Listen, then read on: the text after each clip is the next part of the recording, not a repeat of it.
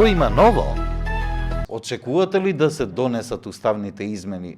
Дали очекувате дека оваа власт сепак, како да речеме, на крај ќе се соочи со реалноста, дека тоа е предлог на Европската Унија, заклучоци на Европската Унија, или ќе останеме да тапкаме во место? Еве, Албанија веќе чекори од 7 милји, отвара поглавја, исто така и другите земји во регионот напредуваат. Ние каде ќе останеме?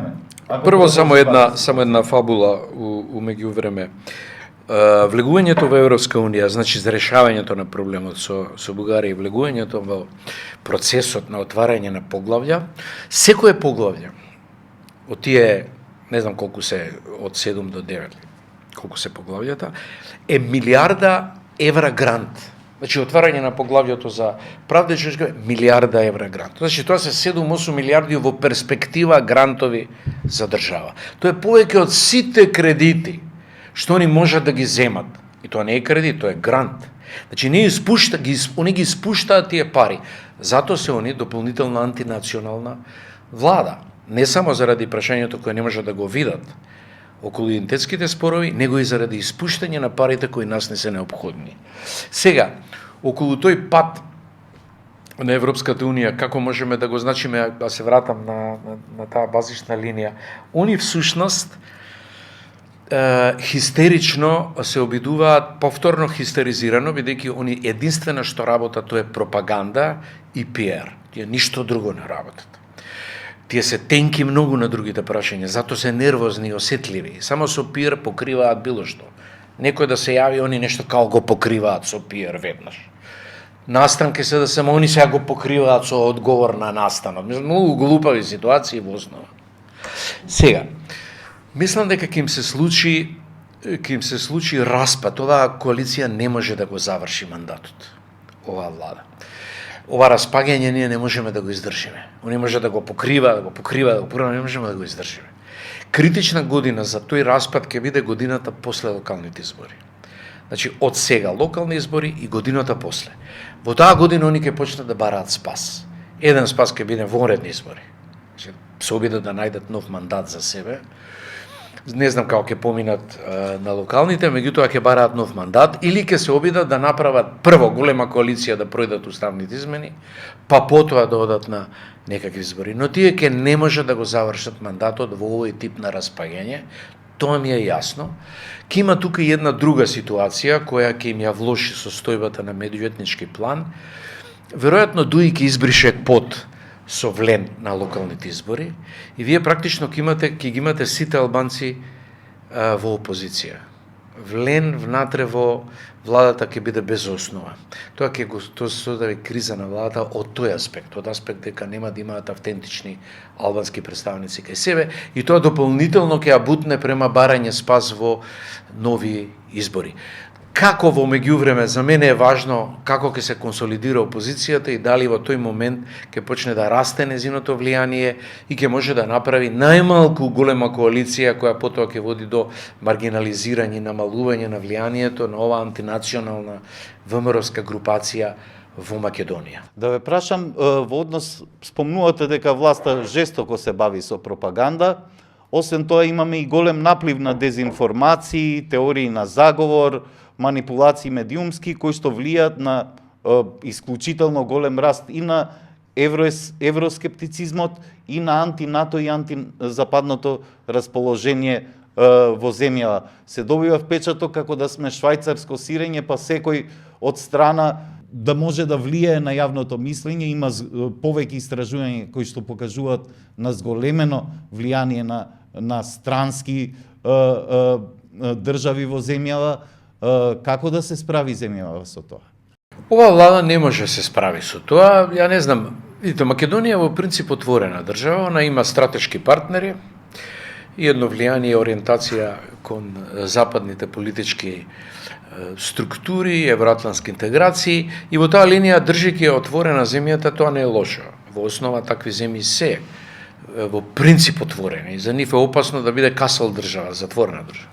Но ова отвореност која они ја прават, не е отвореност, тоа е уствари беспаке. Они не знаат што прават. Овдека сега има влијание унгарска-српската линија, преку нив руската линија, кинеската економска линија од Солун. Нивното играње пипиревка е на линија на Орбановата желба да има возможи на кинезите од Солун влез до Будимпешта, и тоа е таа линија која сега ние играме и се веселиме што ја градиме. Всушност тоа е унгарска опција, унгарско-српска опција. Ние запоставивме клучната линија, тоа е коридор 8 за нас битна, и американската линија функционираше по таа линија запад-исток, значи Албанија, Македонија, Бугарија, Турција. Ние тоа сега комплетно го маргинализиравме. Тоа е директно антинационална стратегија против македонската важност во регионот. И второ, тие линии одат не само по бизнес влијанија, него малигно по медиумските влијанија. Значи, они практично албанската и српската линија оди и руската линија оди по медиумските линии.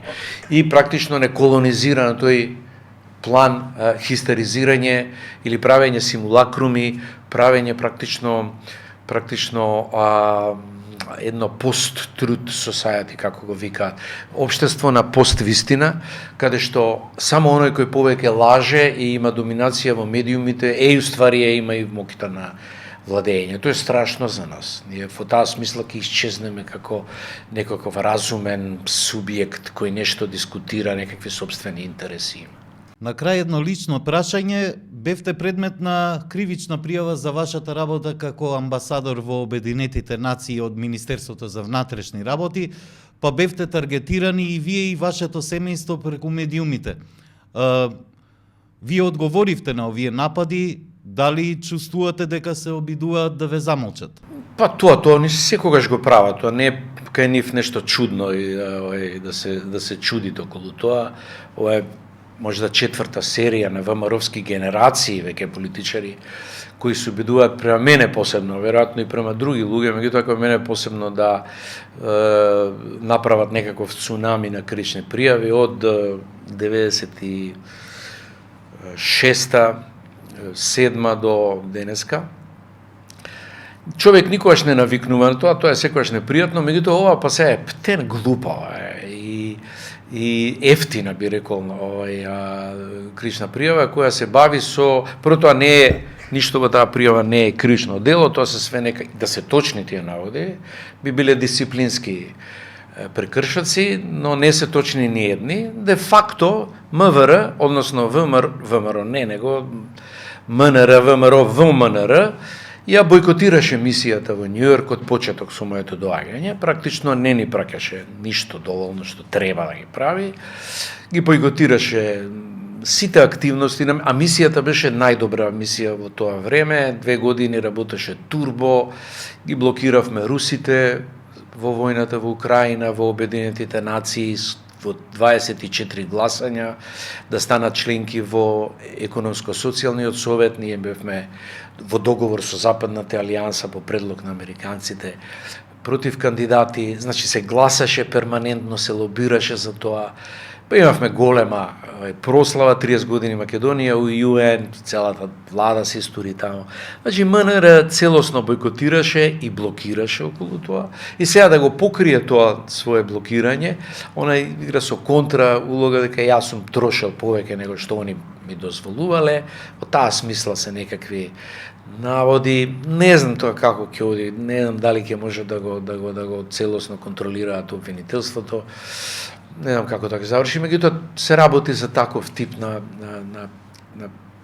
прости, банални, но обиди да ве притиснат, обиди да се чувствува, да ве изместат од контекстот на јавен интелектуалец кој расправа нешто. Тоа е секако намера. Ви благодарам за разговорот. Што има ново?